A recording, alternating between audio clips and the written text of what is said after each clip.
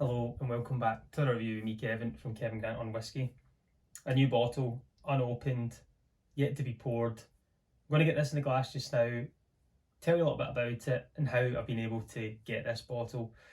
I need to try and let it breathe because the ABV is quite high, but first let's see what kind of pop we get.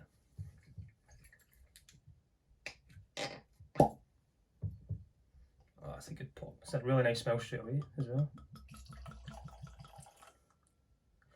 A nice healthy glug. So what we have here is the Glasgow 1770 Manzanilla. Small batch series, non-chill filtered, natural colour, and it's 59% ABV. Glasgow Distillery, or Glasgow 1770, it's kind of, the name's on the label, so based in Glasgow, a place called Hillington. Hillington Industrial Estate is known for kind of car showrooms and things like that, vehicles you can go in and buy, not for its whiskey. But that's not a bad thing, because these guys, I think, are sneaky under the radar.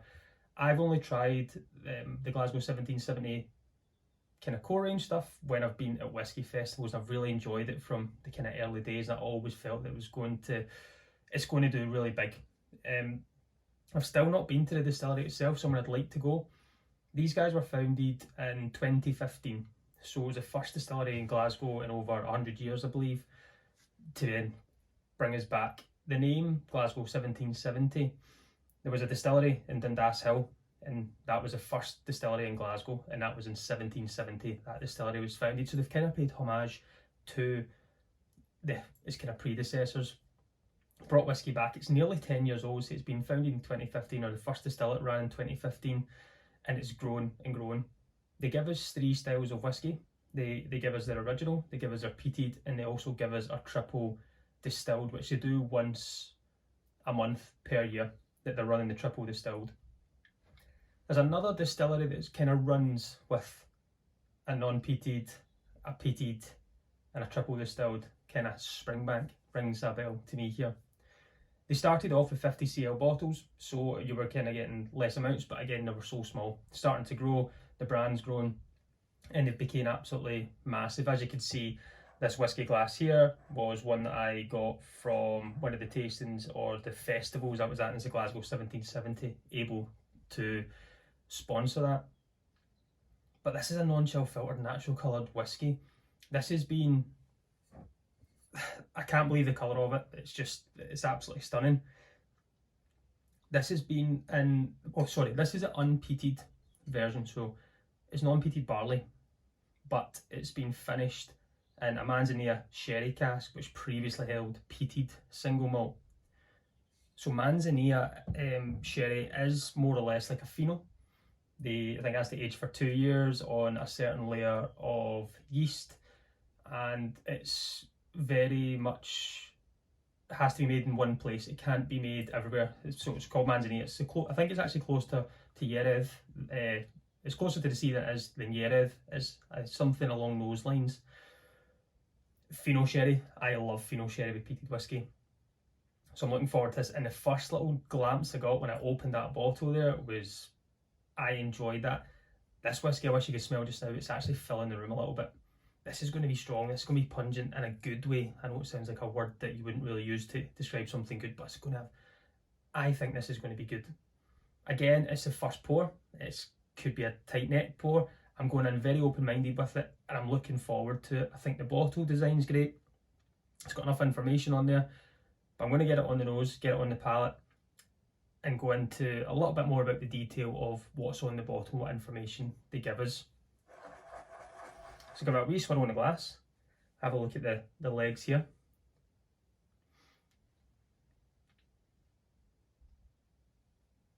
There's not much going, it's not moving down at all. It's like it's stuck. So I'm expecting bold now, big bold flavours from this. So on the nose, yeah, you get that. If you know Fino sherry and you like Fino sherry, this has got that slightly kind of drier, more depth to it than just your standard sherry or PX and things. It's like a plummy, gooseberry, slight funk to it. There's a freshness in behind there as well. So it's fully matured within a Manzanilla sherry oak. I thought it was finished in that. This is like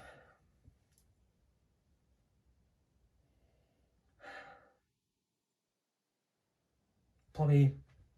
There is I say the freshness and cleanness coming through. There's like a dark or a milk. There's a chocolate note to it. It's on the cusp of a light dark chocolate, but not a super milky chocolate.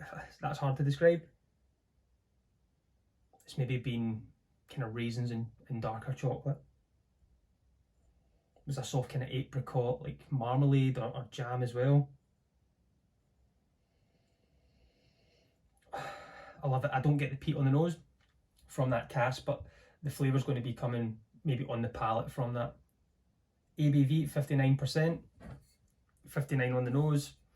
This would trick me for a 43 all day. I really think the cask is forefront here, that's taken away from the alcohol. This is around about 5 years old as well, so this is young, so a lot of whiskey at that age is quite spirit-led, but I'm not getting that. There is a freshness coming from the backdrop, a cleanness from it, like a cut grass as well. Summer, it's very summery. Enough smelling, I'll get back to it in a wee second. Let's get it on the palate. Slainte, everyone.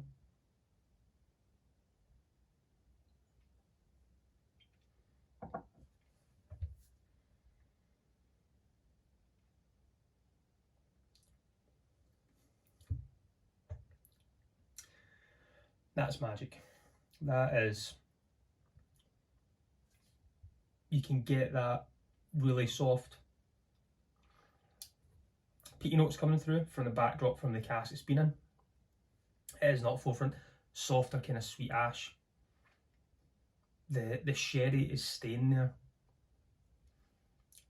As I said in the glass, I was struggling to get the legs to come down. It's so chewy. This is viscous, this is bold, this is just beautiful, beautiful stuff. Unpeated, distilled on the 12th of March 2018. So literally, if I can do math, what year have been? 6 years ago yesterday, this was distilled. Because I'm recording this on the 13th of March. And it was bottled the 25th of July 2023. And as we see, it's 5 years old, but there is no age statement on it. And I'm fine with that. I've absolutely no issues. Batch 1, only 813 bottles. And within this, it was cask number 18/218. And the way that I believe that cask numbers work, so 18/218 is, it's the 218th cask that was filled in 2018. So the first number is the year, and the secondary number on that is the cask that was filled within that year. I could be wrong on that, but I remember, I think I had a few drams when it was a tasting once and someone told me that. So some of that could be true, but I'll need to double check. This is a dram you do not have to keep going back to for flavour. For that hit, this is the first dram. It's not tight, it's very open. Excuse me, it's cracking. I really enjoyed that. It's first dram of the day. It's the bottle shape's great. I love it.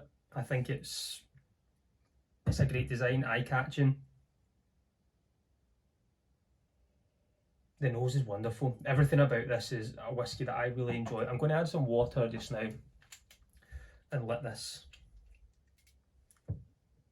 see if we can get it to breathe a little bit more. See if there's anything in the backdrop. As I say, I'm getting kind of plum, raisin, dark chocolate, milk chocolate, cut grass, slight tiny bit of funk on the palate. There's a bit of soft ashy peat sweetness to it.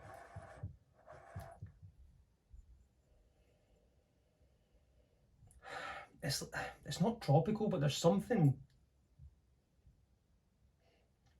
that chocolate note stays there for sure. That is staying there with that soft plummy note in the background, a little bit of marmalade, and the freshness from it all. That's staying on that nose. The ABV I still don't get, which is bizarre for 59%.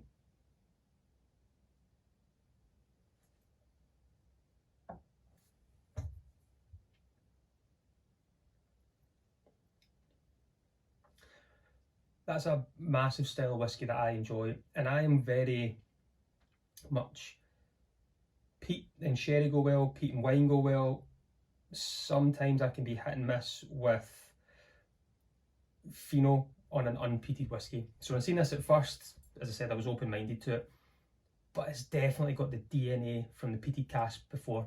Not in your face, not high ppm, but it's just there. It's just teasing you a little bit, and I think the balance is superb on this. This is a great whiskey. Very much I think I'll enjoy this potentially quickly, and I think I'll be sharing a good lot of it out. I was able to get this bottle because I met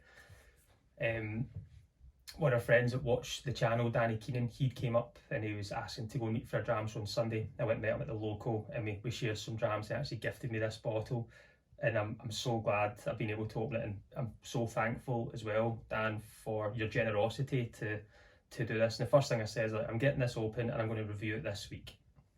Most of the whiskey I got is there to be open. I've got so much of it, it's hard to keep everything open, but I'm so glad I've been able to get this open today. Danny, I raise a wee glass to you for your generosity, and thank you and everyone in the community for giving this opportunity to review a great whiskey, which will be quite close to my heart, for gifting me this. So really appreciate it. So Slainte to you, buddy. There's a little Parma Violet there just when I went as a last wee note. If I can get this again, yeah, I'm probably going to get this again. I'm quite excited to see how this is going to open up through the bottle. I think it's going to be really quality stuff. But I say it's going to be getting shared out as well, and I think I'll go and finish this, but I think it will take me a while because there's a lot more to break into this, I think, and it's got a lot more to show. But as you know me by now, if you've watched for long enough, I'm going to go and sit back. I'm going to go and enjoy this in another room and see what other tasting notes I can find. But again, as always, I've been Kevin from Kevin Grant on Whisky. Join me next week.